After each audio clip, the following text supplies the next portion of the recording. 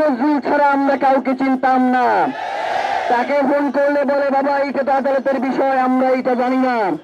এই বেটা, এটা যদি আদালতের বিষয় হয় তাইলে তুই উপদেষ্টা পরিষদ গঠনের সময় করেছিলি। এই উপদেষ্টা পরিষদ তোর সিদ্ধান্ত হয় নাই, তোর পিছনে কলকাঠি নাই। এই জুলাইয়ের পরে যে উপদেষ্টা পরিষদ গঠিত হয়েছে, সেই উপদেষ্টা পরিষদের কার সন্তান জুলাইয়ে মারতে চাই?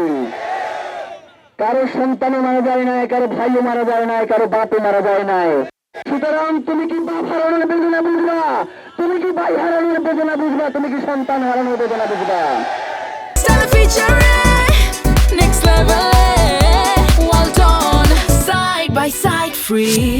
ভাইরা, কথা খুবই স্পষ্ট, কথা খুবই স্পষ্ট।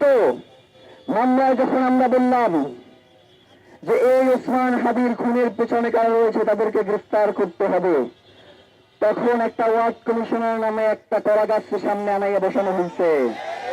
কিন্তু এই কলা গাছটার সাথে এই খুনের কি সম্পর্ক সেইটা চার্জশিটে নাই। এই খুনে কাউকে সম্পৃক্ত করতে হইলে খুনের ঘটনায় যারা জড়িত তাদের সাথে একটা যোগসূত্র থাকতে হবে। চার্জশিটে এই ধরনের কোন যোগসূত্র নাই। কোন ধরনের যোগসূত্র ছাড়াই এই ব্যক্তি নামে যে একটা কুলাঙ্গার তার আইনা বসানো হয়েছে। এই কুলাঙ্গারটা যে দিল্লিতে বসে আছে, যার কারণে ও জানে যে এই কুলাঙ্গারকে এই সরকার কিছু করতে পারবে না, যার কারণে সেও খুব একটা উচ্চবাচ্য করতেছে না। আমার তো মনে হয় রাষ্ট্রের কর্তা ব্যক্তিরা এই কুলাঙ্গারের সাথে যোগাযোগ করল। সুতরাং শহীদ ওসমান হাদির ভাইয়েরা কি মরে গেছে? শহীদ ওসমান হাদির লড়াই কি মরে গেছে?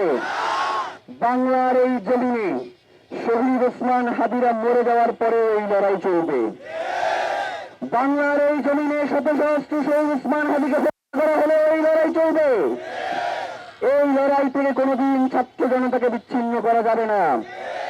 জুলাইয়ে আমাদের 1400 ভাই বোন শহীদ হয়েছেন। এই জুলাইয়ের উপর দিয়ে আমাদের ছাত্র ভাইয়েরাই অনেকে শত সহস্র কোটি টাকার মালিক হয়েছে। এই কথাগুলো বলতে এখন আর আমাদের মুখে আটকাবে না।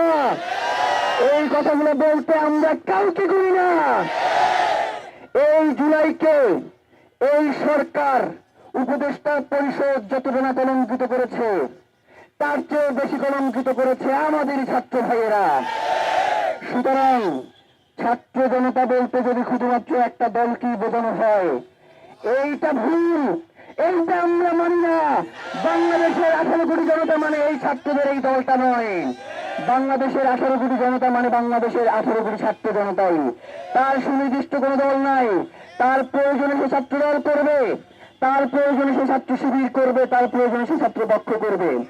একটা নির্দিষ্ট দলের মধ্যে কখনোই ছাত্রদেরকে আবদ্ধ করা যাবে না। একটা নির্দিষ্ট দলের ফ্রেম থেকে কখনোই এই ছাত্র জনতাকে দেখা যাবে না। ভাইয়েরা, এখন এক একজন আসে, এতদিন পরে উপদেষ্টা ছিল না, পদত্যাগ করবার পরে আইসা বলে আমরা লাশ ফেলাই দেব, আমরা নতুন কইরা শুরু করবো। এই হারাম গেল তবু আগে শুরু করতে গেলে নিষেধ করছিল, এখন খুব নতুন কইরা শুরু করবি।